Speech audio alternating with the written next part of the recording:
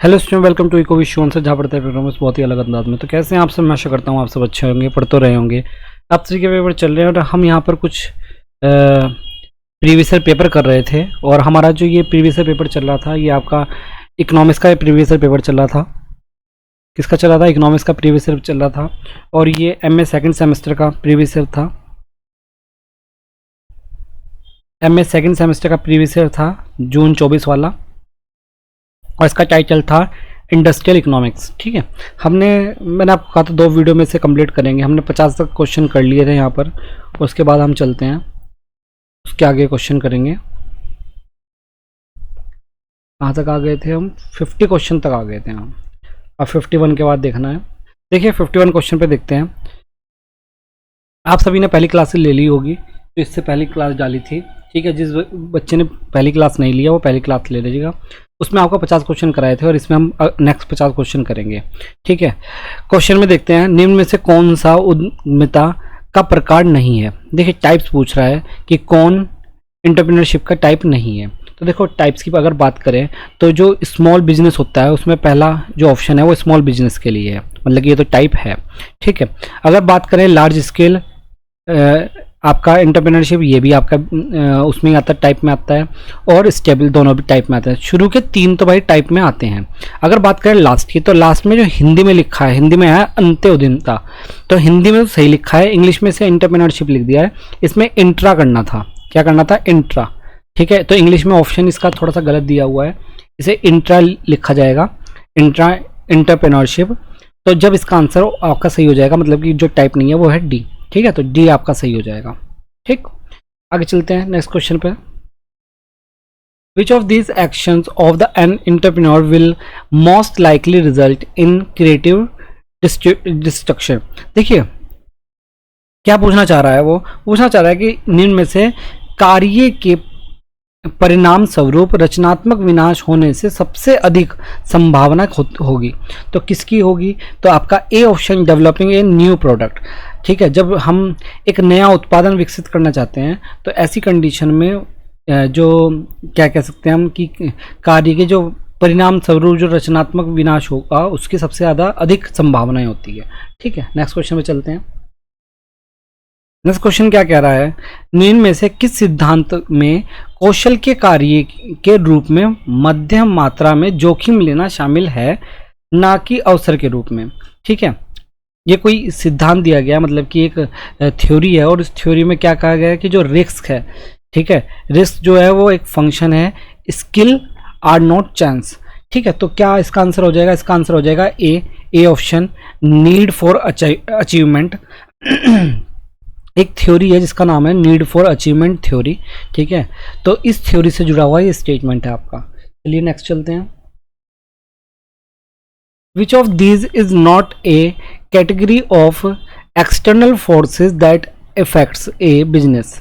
ठीक है, क्या पूछना चाह रहा है, निम्न में से कौन बाहरी ताकतों की श्रेणी नहीं है जो किसी व्यवसाय को प्रभावित करती है। मतलब कि एक्सटर्नलिटीज जो फोर्स है वो नहीं है। तो कौन सा है इसमें ऑप्शन में अगर सही देखने को मिलेगा तो आपका कौन सा हो जाएगा? आपका ऑप्शन नंबर ए हो जाएगा। क्या? Competitive force. तो इसको प्रतिस्पर्धी बल कहते हैं। क्या कहते हैं? प्रतिस्पर्धी बल, कंपेटिटिव फोर्स। देखो एक्स्ट्रा जो बाहर से लगता है इफेक्ट, मतलब कि जो बाहरी ताकतें होती है वो कौन सी होती है कि प्रतिस्पर्धी बल होता है। मतलब कि दोनों के बीच में क्या प्रतिस्पर्धी है, मतलब कि वो किस तरीके से है। और ये जो चीज़ है, ये टर्म यूज़ की जाती है कंपेटिटिव फोर्स, ये माइक्रो में यूज़ की जाती है। किस में की जाती है? माइक्रो इकोनॉमिक्स में। और ये जो 3 टर्म्स हैं, जो नीचे वाले 3 टर्म्स हैं, ये मैक्रो इकोनॉमिक्स में यूज़ की जाती है। किसमें? मैक्रो इकोनॉमिक्स में। ठीक है, तो ये भी चीज़ आपको याद होनी चाहिए। समझ गए? चलिए नेक्स्ट चलते हैं।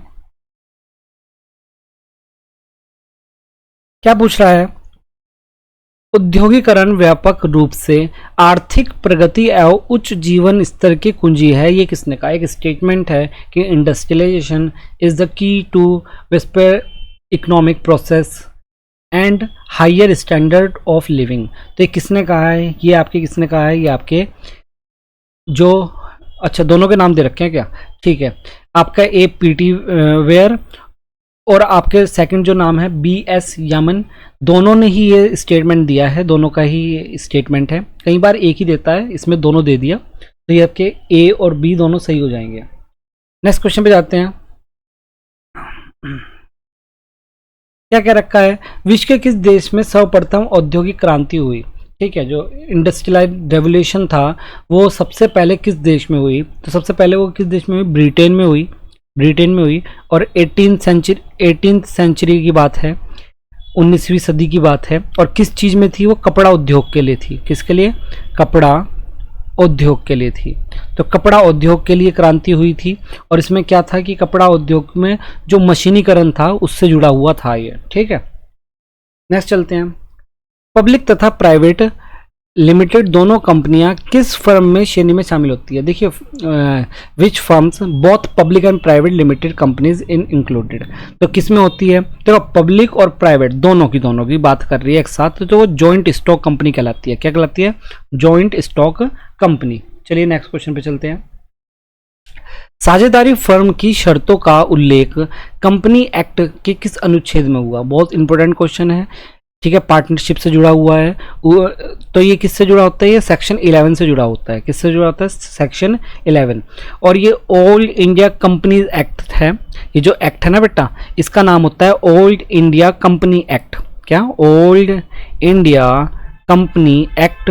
और ये किस में था? 1956 में इस्टेब्लिश हुआ था एक्ट। ठीक है, इम्प्लीमेंट हुआ था 1956 में। What is the maximum number of the partnership firm can have as per the Indian partnership act?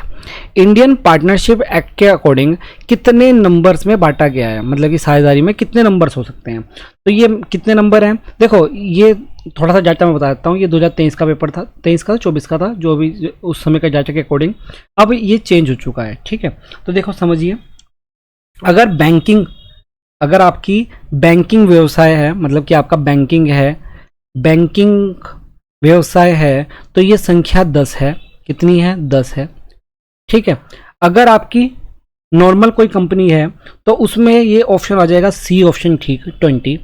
पर लेकिन ये पुराने क्वेश्चन से मिलकर बनाया है, तो इस समय जो प्रेजेंटली चल रही है वो 50 चल रही है, लेकिन इसमें ऑप्शन में 50 नहीं था, तो हमने इसलिए 20 लगाया, क्योंकि इससे 50 से पहले 20 था और बैंकिंग के लिए 10 होता है। ठीक है, तो ये याद रखना।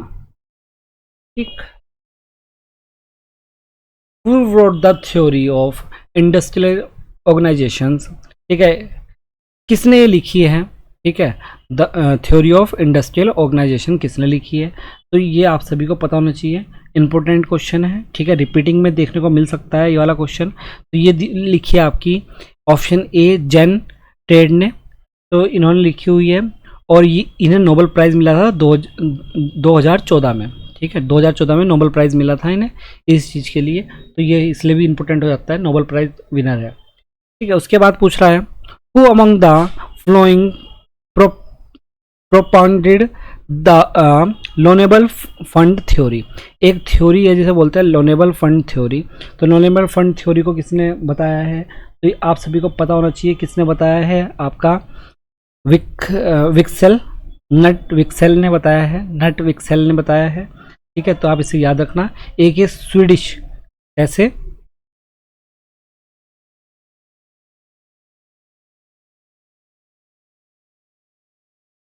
स्वीडिश थे ये। ठीक है, नेक्स्ट पे चलते हैं। What is the value of the discount factor generally? तो ये क्या कह रहा है, डिस्काउंट फैक्टर का मूल्य सामान्य कितना रहता है? तो डिस्काउंट जो फैक्टर है उसका जो सामान्य मूल्य होता है वो <1 होता है वैसे तो, पर लेकिन अगर हम इसमें ऑप्शन देखें 0 to 1, मतलब 0 से 1, तो ये 0 से 1 भी सही माना जा सकता है। तो ये 0 से 1 भी और <1 दोनों ही हो सकते हैं। ठीक है, थोड़ा सा ट्रिकी सा क्वेश्चन है, मतलब कि जिस तरीके से दिया गया है। अगर इसमें से ज़्यादा इंपॉर्टेंट कहूँ तो मैं ऑप्शन 1 पे लगाना चाहूँगा, 0 to 1। ठीक है, क्योंकि <1 तो निगेटिव भी जा सकता है। इस तरीके से हम मान सकते हैं कि ऑप्शन ए ज़्यादा बेहतर रहेगा। ठीक है, what area of currency does the bank serve? ठीक है, मुद्रा बैंक किस क्षेत्र के लिए काम करता है? तो आपको पता होना चाहिए मुद्रा बैंक, इंपॉर्टेंट क्वेश्चन है, ये आने के चांसेस दोबारा से रिपीटिंग में ज़्यादा हो सकती है। तो किस सेक्टर के लिए करता है? Micro and small scale industry के लिए करता है। ठीक है, तो ये चीज़ आपको याद होनी चाहिए। नेक्स्ट चलते हैं।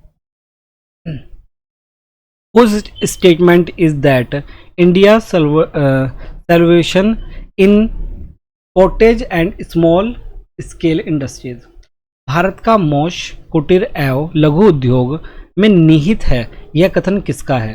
तो ये कथन किसका है? महात्मा गांधी जी का है। ठीक है, महात्मा गांधी जी ने ये स्टेटमेंट दिया था। ठीक, नेक्स्ट चलते हैं। In which year was the equal remuneration ordinance passed, मतलब कि समान परिश्रम अध्यादेश किस वर्ष पारित हुआ? ठीक है, ये किस वर्ष पारित हुआ था? ये 26 सितंबर 1975 में हुआ था। 1975 26 सितंबर। ठीक है, तो ये आपको पता होना चाहिए। आगे चलते हैं।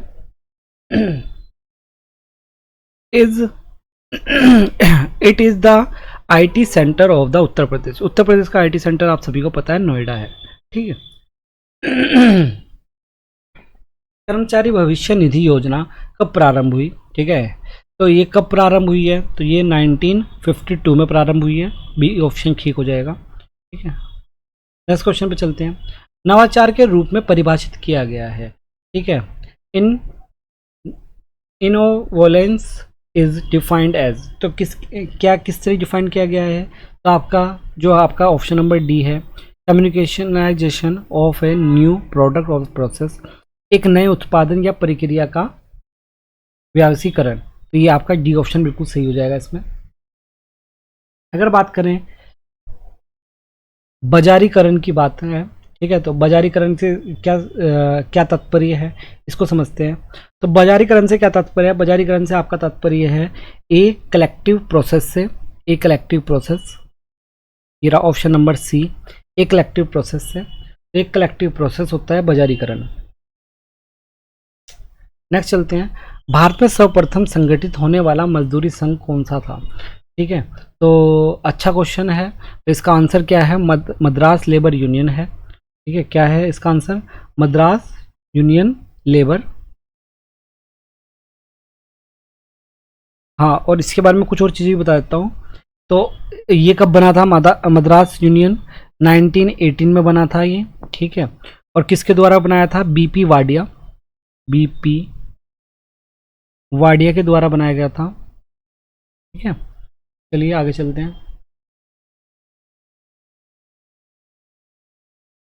भारत सरकार के नीति आयोग ने भारत में महिला उद्यमियों हेतु परिस्थिति को विकसित करने की योजना प्रारंभ की है। निम्न में से यह योजना कौन सी है? ठीक है, नीति आयोग ने क्या किया है? एक लॉन्च किया है स्कीम, जो कि किसके लिए है? इकोसिस्टम फॉर द वुमेन, आपका एंटरप्रेन्योरशिप इन इंडिया। तो वो कौन सा है? मतलब कि वो योजना पूछ रहा है कि योजना कौन सी है। तो इस योजना का नाम क्या है? इस योजना का नाम आपका वुमेन नॉलेज सेंटर है। वुमेन नॉलेज सेंटर, WKC भी बोलते हैं। ठीक है, वुमेन नॉलेज सेंटर। दो सेकंड, ये नहीं है आपका ऑप्शन। ठीक है, इसका जो आंसर सही होगा, क्योंकि ये तो दूसरी चीज़ से जुड़ा हुआ है, इसका answer I think women entrepreneurship platform होगा, ये आंसर हो सकता है। ठीक है, क्योंकि मुझे भी याद आया कि वुमेन नॉलेज सेंटर तो किसी और चीज़ से जुड़ा था। ठीक है, आपका आंसर बिल्कुल 100% ए ही ऑप्शन ठीक होगा। एक बार आप जरूर देख लेना, पर लेकिन हाँ, ए ऑप्शन इसका ही ठीक होगा।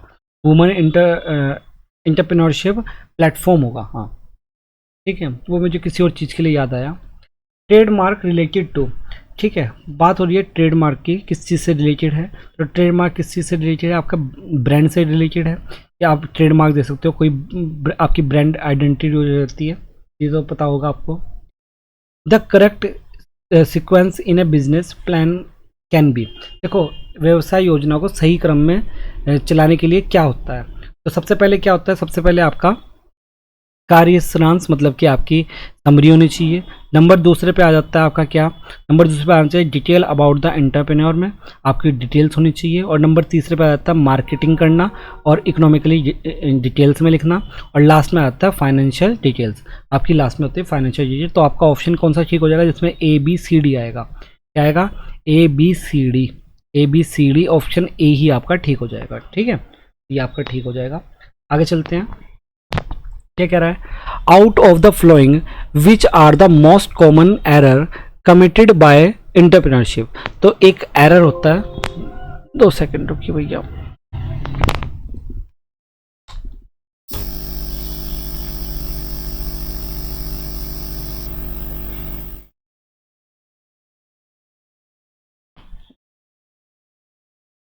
तो हम कौन से क्वेश्चन पे थे, 74 क्वेश्चन पे थे। 74 क्वेश्चन में वो पूछ रहा है, त्रुटि पूछ रहा है, एरर पूछ रहा है। तो आपका ऑप्शन जो हो जाएगा इसमें एक तो बी आपका नो कॉम्प्लीमेंट और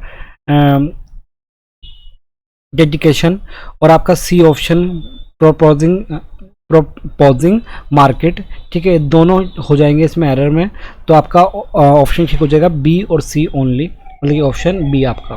ठीक है, नेक्स्ट क्वेश्चन पे चलते हैं। लघु उद्योग विकास संस्था की स्थापना कब हुई, स्मॉल इंडस्ट्री डेवलपमेंट इंस्टीट्यूट कब इस्टेब्लिश हुआ। तो 1954 में इस्टेब्लिश हुआ, 1954 में। तो आपका ऑप्शन ए ऑप्शन सही हो जाएगा। नेक्स्ट क्वेश्चन पे चलते हैं। भारतीय विनिवेश फंड स्थापित किया गया, इंडियन डिस इन्वेस्टमेंट। तो ये जो डिस इन्वेस्टमेंट है यहाँ पे चेंज कर लीजिए, ये इन्वेस्ट होगा, क्या होगा, इन्वेस्ट होगा। तो इंडियन इन्वेस्टमेंट फंड होगा ये। तो इंडियन इन्वेस्टमेंट फंड जो स्टार्ट हुआ 1970 में हुआ था, 1970 और 80 में। ठीक है, इसके बीच में था। और ये किसके थ्रू किया गया था, ये थ्रू किया गया था आपके बाय ग्रैंडली बैंक द्वारा। ठीक है, ग्रैंडली बैंक द्वारा किया गया था। तो ये आपको याद रखना चाहिए। ठीक है, नेक्स्ट चलते हैं।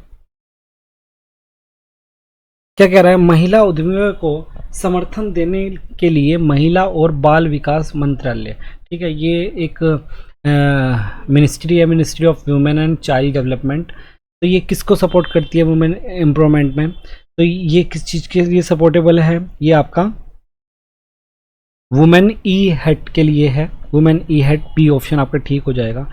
और ये क्या है, ये एनजीओ, एनजीओ और एक चीज़ होती है एसएचजी। ठीक है, ये दो चीज़ होती है, एनजीओ और एसएचजी में जो ऑनलाइन बेचने वाली चीज़ें हैं उससे रिलेटेड है ये। ठीक है, आगे चल लेते हैं। बाजार की एकाग्रता की गणना करने के लिए कौन सा सूचकांक उपयुक्त है। ठीक है, ये कैलकुलेटिंग मार्केट कंसेंट्रेशन। तो कौन सा है इसमें, इसमें है HHI। ठीक है, HHI, इसका ऑप्शन ए सही हो जाएगा। ठीक है, इसे क्या बोलते हैं, हर फिंडल और हर स्टिमुल इंडेक्स बोलते हैं। ठीक है, ये आकार नापने के लिए किया जाता है, किसी भी मार्केट का आकार क्या है और उसमें मोनोपोली है या नहीं है, मोनोपोली को चेक करने के लिए कि मोनोपोली है या नहीं है, ये इंडेक्स का यूज़ किया जाता है। ठीक है, नेक्स्ट स्टेप पे चलते हैं। The statement that advertising and marketing on the something. देखिए, विज्ञापन जो एडवर्टाइजमेंट बोलते हैं ना। तो अगर मुझे ऐड करने हैं किसी चीज़ में, मार्केटिंग करनी है, तो क्या ये एक ही चीज़ है। तो ये दोनों एक चीज़ नहीं है, ये अलग अलग चीज़ होती है। देखो, किसी चीज़ में ऐड करना और मार्केटिंग करना, दोनों में डिफरेंस है। ठीक, नेक्स्ट चलते हैं 80 क्वेश्चन पे। भारत में किस पंचवर्षीय योजना में औद्योगिकरण पर जोर दिया गया था। ठीक है, कौन सी थी, सेकंड आपकी थी, सेकंड 5 ईयर प्लान था, जो कि पीसी महानोविस के मॉडल पर थी, पीसी महानोविस के मॉडल पर थी और इम्पोर्टेंट है। ठीक है, इसमें ही आपका वो स्टील प्लांट्स वगैरह भी इसमें ही लगे थे। ठीक है, नेक्स्ट क्वेश्चन पे चलते हैं। क्या कह रहा है कि consider the flowing fact regarding business firm and the select the correct answer from the code given below. ठीक है, कुछ स्टेटमेंट दिए गए हैं और आपको करेक्ट बताना है इसमें से करेक्ट कौन सा है। तो आपका कौन कौन से इनमें से करेक्ट हो जाएंगे। देखिए, जो आपका फर्स्ट है, ownership of the firm determines the type of the firm. तो ये बिल्कुल सही है।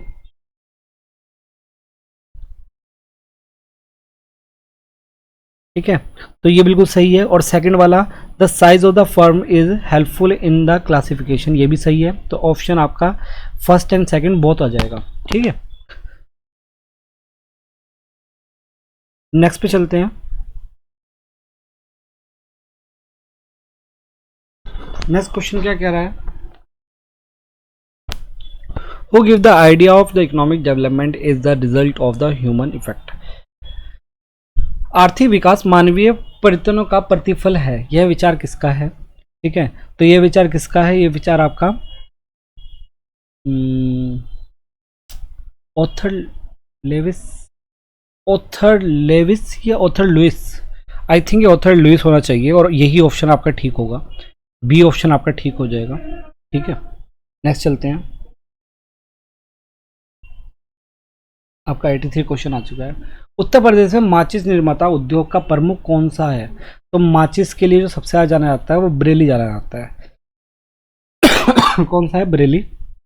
बरेली कुछ और चीज़ों के लिए भी फेमस है, जैसे क्या क्या है उसमें, उसमें एक तो आ जाता है आपका कढ़ाई और सुरमा, सुरमा और कढ़ाई, ये सारी चीज़ें भी वहाँ पर फेमस होती है। और बरेली की बर्फ़ी भी आपने सुना है फेमस है, पर लेकिन हम यहाँ पर इंडस्ट्री के बारे में पढ़ रहे हैं, तो इन चीज़ों के बारे में सुरमा या कढ़ाई कह सकते हैं। ठीक है, नेक्स्ट क्वेश्चन पे चलते हैं। नेक्स्ट क्वेश्चन क्या कह रहा है, who among the flowing introduce the labour code on industrial relation bill in the Lok Sabha. Lok Sabha में किसने करा था, तो ये संतोष कुमार गनवर थे। ठीक है, संतोष कुमार गनवर। और ये ministry of state for labour and employment के मिनिस्टर हैं। ठीक है, तो इन्होंने लोकसभा में ये प्रेजेंट किया था। नेक्स्ट चलते हैं। In which year did the international labour organisation is rise onward about the child labour and the encourage people to not send child to work. तो मतलब कि क्या पूछा गया है, एक क्या कहते हैं इसे, ऑर्गेनाइज थी जो ये बता रही थी कि बच्चों को काम करने के लिए ना भेजा जाए, प्रोत्साहन ना किया जाए। तो the world day against child labour, तो ये कौन से तारीख में, मतलब कौन से सन की बात है, तो ये 2020 में, ये 2020 का है। इसमें दे रखा है ऑप्शन 2020 है, 2020 नहीं दे रखा, तो अच्छा ये तो पुराना वाला पूछा है। इसमें 2002 हो जाएगा, ठीक 2002। ठीक है, 2020 में इसके कुछ और हुआ था। ठीक है, ये 2002 का ही है। ठीक, नेक्स्ट चलते हैं। In which state of Indian first mechanised cotton will was set up. ठीक है, भारत की सूती मिल किस राज्य में स्थापित की गई। तो किस राज्य में स्थापित की गई, तो ये बॉम्बे में स्थापित की गई। ठीक है, इसमें बॉम्बे में, मुंबई में, बी ऑप्शन हो जाएगा। ठीक, कुछ चीज़ें बता देता हूँ। सबसे पहले एक जगह पे और ट्राई किया गया था जो कि असफल हो गया था। 1880 में कोलकाता में ट्राई हुआ था जो कि असफल हो गया था। फिर 1854 में मुंबई में किया गया था। ठीक है, फिर ये मुंबई में आपका लगा था। ठीक है, उसके बाद नेक्स्ट क्वेश्चन पे करते हैं। Which among the following option related to the theory of the management are correct. ठीक है, तो ये कुछ थ्योरीज दी गई है, उससे पूछ रखा है कि करेक्ट कौन सा है। तो करेक्ट आपका ओनली जो आपका पहला स्टेटमेंट है वही सही है। Friedman Taylor have given the theory of the scientific management which among at improving economic efficiency. तो आपका पहला ही ऑप्शन ठीक है और ऑप्शन ठीक नहीं है, तो ओनली ए 1 आपका सही हो जाएगा। Which of the following is an entrepreneur friendly application to enhance case of the doing business in the Uttar Pradesh. ठीक है, उत्तर प्रदेश में व्यापार करने में आसानी बढ़ाने के लिए निम्न में से कौन एक उद्यमी हितकोशी उपयोगी है। तो कौन सा है जी, तो आपका ये आंसर हो जाएगा कौन सा, लास्ट, निवेश मित्रा। ठीक है, निवेश मित्र, निवेश मित्र आपका आंसर ठीक हो जाएगा इसमें। 89 क्वेश्चन पे आ गए हैं। 89 क्वेश्चन देखते हैं क्या कह रहा है। Which of the following the agreement are in favour of the privatization. Privatization के लिए कुछ स्टेटमेंट दिए गए हैं, तर्क दिए गए हैं, तो आर्गुमेंट दिए गए हैं और क्या है उनमें सही। तो इसमें जो सही आर्ग्यूमेंट हो जाएगा आपका ऑप्शन नंबर डी बिल्कुल सही हो जाएगा, improvement in the quality of the service. ठीक है, तो आपका प्राइवेटाइजेशन के लिए कि क्या है, जहाँ भी प्राइवेटाइज होता है वहाँ पर गुणवत्ता मिलने लगती है। ठीक है, आगे चल लेते हैं। इन इंडिया, क्या है question, in India inflation measure by the, India में इन्फ्लेशन किससे मेजर किया जाता है, तो ये आप सभी को पता होना चाहिए, इंपॉर्टेंट क्वेश्चन है और कई जगह पे आपसे पूछा जाएगा। इसे बोलते हैं कंज्यूमर प्राइस इंडेक्स। क्या बोलते हैं इसे, कंज्यूमर प्राइस इंडेक्स। ठीक है, आपका बी ऑप्शन ठीक हो जाएगा। नेक्स्ट पे चलते हैं। Duopoly is the special case on which type of market structure. देखो डुओपोली किस मार्केट स्ट्रक्चर का टाइप है, ये आप टाइप पूछ रहा है, हाँ किस का टाइप है, ये आपका इम्परफेक्ट कंपटीशन के अंतर्गत आता है। ठीक है, इम्परफेक्ट कंपटीशन के अंतर्गत ही आता है। देखो काफ़ी लोग इस पर ओलिगोपोली आंसर करेंगे और आप ऑनलाइन चेक करोगे तो ओलिगोपोली आएगा, पर लेकिन जो मैंने आपको बताया था, एक होता है परफेक्ट कंपटीशन और एक होता है इम्परफेक्ट कंपटीशन। इम्परफेक्ट कंपटीशन के अंतर्गत आते हैं कौन से, मोनोपोली, मोनोपोलिस्टिक, ठीक है, मोनोपोलिस्टिक और ओलिगोपोली, ड्यूओ, और फिर आपका आता है लास्ट में डुओपोली। तो डुओपोली आपका इम्परफेक्ट कंपटीशन का पार्ट आ जाएगा। अगर आप ऑनलाइन चेक करेंगे तो ओलिगोपोली बोलेगा, क्योंकि ओलिगोपोली में 3 या 4 वो होते हैं और उसमें 2 में हो जाएगा, पर लेकिन इम्परफेक्ट ही आएगा इसमें। ठीक है, which of the following is not the case of the growing consumer good market in India. ठीक है, निम्न में से कौन भारत में उपभोगकर्ता वस्तुओं को बढ़ते बाजार का कारण है। तो कौन है जी बढ़ते बाजार का कारण, तो सिंपल सी बात है, बढ़ते बाजार का कारण कौन होगा, तो बढ़ते बाजार का कारण आपका growing in equality in India. ठीक है, भारत में बढ़ती असमानता, असमानता की वजह से ही क्या हो रहा है, ये जो बाजार बढ़ते जा रहे हैं। ठीक है, नेक्स्ट चलते हैं। What is meant by the principle वो प्राइस डिटर्मिनेशन। देखो मूल्य विभेदन से क्या तात्पर्य है, मूल्य विभेदन से तात्पर्य आप सभी को पता है और बहुत ज़्यादा इंपॉर्टेंट अच्छा क्वेश्चन बनता है ये, तो सभी को पता है कि ये किस चीज़ से है, ये प्रोडक्ट के अलग अलग डिफरेंट क्या है, कंज्यूमर को डिफरेंट प्राइस देने के लिए है। तो बी ऑप्शन आपका ठीक हो जाएगा। आगे चलते हैं। Who among the following is the present government governor और आरबीआई। देखो आरबीआई में मैंने पहले भी क्लास ली थी, जो आप उसमें पढ़ाया था मैक्रो वाले में, उसमें बताया था कि प्रेजेंट में आपके चेंज हो चुके हैं, पर लेकिन इस क्वेश्चन के अकॉर्डिंग हम क्या कहेंगे, इस क्वेश्चन के अकॉर्डिंग हम शक्तिकांत दास कहेंगे। ठीक है, आगे चलते हैं।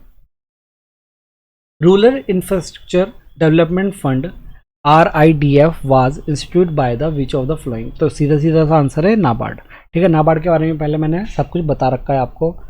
ठीक है, आगे चल लेते हैं। Directive issue by government of India and RBI restricting the inflow and outflow of foreign exchange one called. Bharat सरकार द्वारा RBI द्वारा विदेशी मुद्रा के प्रवाह और इसमें प्रवाह और प्रवाह लिख दिया, प्रवाह और क्या बोलेंगे, इनफ्लो और आउटफ्लो, ये थोड़ा सा यहाँ पे कुछ ना कुछ गड़बड़ है, प्रवाह और प्रवाह नहीं होना चाहिए था, तो का प्रतिबंध करने के लिए निर्देशन दिया जाता है। तो इसमें जो आपका आंसर ठीक हो जाएगा वो हो जाएगा आपका एक्सचेंज कंट्रोल, की एक्सचेंज कंट्रोल द्वारा विनिमय नियंत्रण किया जाता है। ठीक है, तो आपका बी ऑप्शन ठीक हो जाएगा। The objective of price control includes. तो प्राइस कंट्रोल के क्या ऑब्जेक्टिव हैं, तो आपका जो पहला है इंक्लूडिव, इससे बिल्कुल ठीक है, दूसरा भी और तीसरा भी, तो आपका ऑल द अबव ही ठीक हो जाएगा। नेक्स्ट चल लेते हैं। The prime objective of the SEBI act 1992, ये पहले भी ऊपर आया तो मैंने बताया था सेबी का 1992 वाला, is the protect the invests of. देखो सेबी क्यों बनाया गया था, सेबी बनाया गया था कि कंट्रोल किया जा सके इन्वेस्टमेंट को, जो इन्वेस्टर्स हैं उसको। तो आपका बी ऑप्शन बिल्कुल ठीक हो जाएगा। कौन सा, बी ऑप्शन। ठीक है, इन्वेस्टर्स को कंट्रोल करने के लिए होता है ये। विच of the flowing word does not below the stock exchange. तो स्टॉक एक्सचेंज के लिए कौन सा ठीक हो जाएगा, ये आपका हो जाएगा KPO। ठीक है, KPO। KPO क्या है, नॉलेज प्रोसेस आउटसोर्सिंग, क्या बोलते हैं, नॉलेज प्रोसेस आउटसोर्सिंग। ठीक है, नेक्स्ट चलते हैं। विच of the following statement is not correct about the SEBI. SEBI के लिए करेक्ट नहीं है, सेबी के लिए क्या करेक्ट नहीं है जी, देखिए कौन सा हो जाएगा इसमें से, eight percent of the B option इसमें है। बी वर्तमान में यह एक गैर निकाय है, वर्तमान में यह प्रतिवादी निकाय है।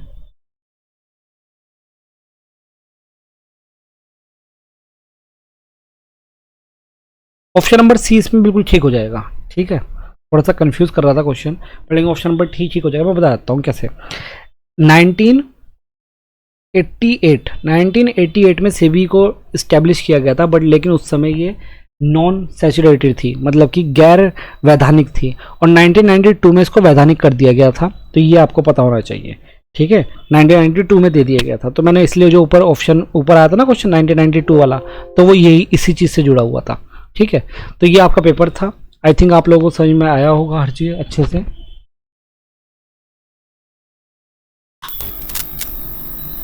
इस पेपर में कुछ चीज़ें बड़ी आसान थी और कुछ चीज़ें थोड़ी सी पेचीदा थी, पर लेकिन हमने इसको एक्सप्लेन करने की पूरी कोशिश की है आपको। ठीक है, कई बार पेपर थोड़ा सा उटपटांग भी आ जाता है, तो मैंने आपको पहले ही बताया था सेकंड सेमेस्टर वालों को कि अगर इस तरह की कंडीशन होती है, पेपर उटपटांग आ जाता है या कोई भी इशू होता है, तो हम लोगों को बता देना, जिससे कि हम लोग उसको चेक कर लें कि क्या इशू है। और कई बार होता है कि अगर ऐसा हो जाता है तो पेपर दोबारा भी हो जाता है। ठीक है, चलिए हम मिलते हैं नेक्स्ट वीडियो में। धन्यवाद, हमसे जुड़े रहिए, ऐसे ही पढ़ते रहिए।